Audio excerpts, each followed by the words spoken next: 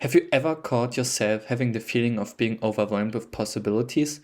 The feeling that whatever you might currently do, there's another path that would fulfill yourself? Well, then I would like to tell you the story about Michael. Michael is an 18-year-old who just finished school. He was generally a good student, but didn't have the feeling he was very passionate about something specific. Michael now starts to study at the university. He just picks the same subject as his best friends. At first he feels satisfied with the decision, but after a while the following questions rise inside his head. Shouldn't I do something else? How about this other career? My friend X looks like she's happy about it. Or should I start my own business? Is studying even good for me? Maybe I should learn a more practical job like painting? As you clicked on this video, I can guess you can relate with Michael. That's why I want to introduce you to the paradox of choice and why it is ruining your life. But most importantly, I want to tell you how you can overcome this problem or find a career or path where you're really passionate about. So, what is the paradox of choice? The paradox of choice is the observation that too many options to choose from doesn't make an individual as happy as expected and rather leads to stress, anxiety and a problematic decision making. Barry Schwartz first brought up this concept in this same name book in 2004. The paradox of choice makes you feel like you can only choose wrong. Every other career path seems better, everyone seems happier. Intuitively, you might think that more options should make people more happy. Give them more power about the choice they can do. I mean, the whole concept of freedom consists of that. And don't get me wrong, I love to have freedom of choice. But all of these offers and possibilities, all of their benefits and drawbacks overwhelm us. Just the sheer of possibilities and information makes it harder to make a decision, ultimately stressing us as we have high expectations of ourselves to make the right decision. What follows is depression, unsatisfied with ourselves and self-blame. We worry that we made the wrong decision. And this brings me to the second chapter of this video. How's the paradox of choice connected to our generation and how is it exactly ruining our lives? Well, because the paradox of choice is now everywhere in our lives. Every time we are looking for something, we are basically flooded with informations, with basically the same thing over and over again. And this starts with easy choices like grocery shopping. What cereals do I buy? They basically look all the same. They have all the same ingredients. Or also when scrolling through Amazon, when just buying a simple product. But it doesn't stop there. The paradox of choice makes us also more miserable in other, more important parts of our lives. For example, what should we do after school? There are millions of possibilities. Again, a nice thing. And even if you found the area you would like to work in, there will be thousands of ways to get there. Even the amount of degrees in universities is rising yearly with specializations in hundreds of majors. Also in our love life.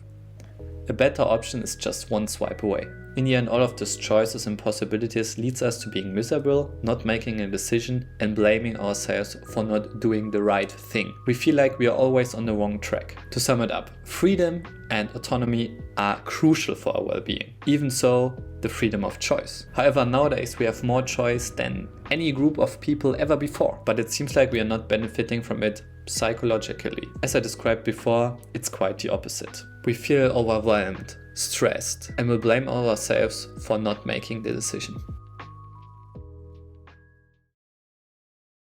But of course we will not end the video like this, only talking about the paradox of choice. No, we will also now take in the third chapter of this video a closer look on how we can actually overcome that and be more satisfied with our decisions and in the end overcome the problem of paradox of choice to be in general more happier and more confident about making a decision. Good news is there are many possibilities and strategies to overcome this problem.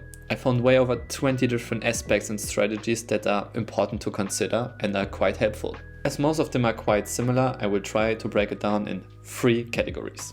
Of course, as you want to check out the paradox of choice in detail or all of the strategies to overcome, I put all my sources down here in the description.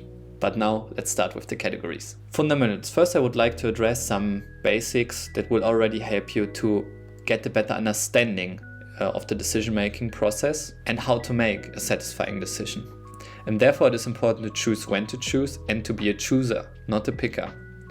What do I mean by that? Well, as choice is an important part of our life, we have to start evaluating what decisions are worth our time and energy. For that, review your last decisions in every aspect of life.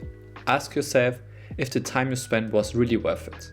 In the end, you can establish rules, like don't visit more than 2 shops to get a new t-shirt.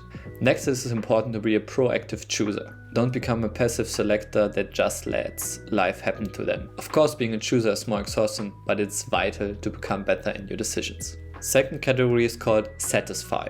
As the name already suggests, we should try to satisfy more and maximize less. But what do I mean by that? Well, we tend to try to maximize every decision that we make.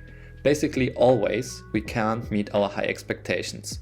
Worry about regret, missed opportunities and more. This leads to social comparison, which makes us even more insecure and uncomfortable. Therefore, be satisfied with your decision.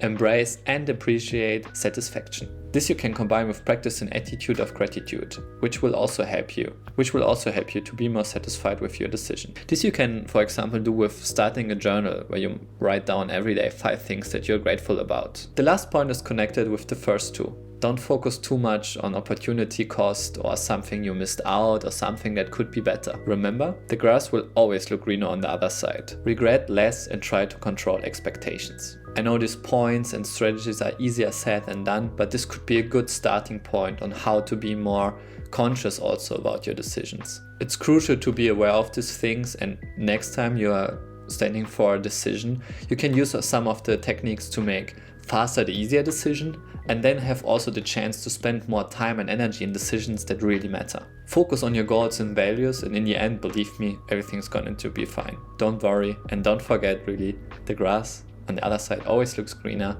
and try to regret less and be more satisfied with decisions you took. Thanks for watching, and see you guys in the next one.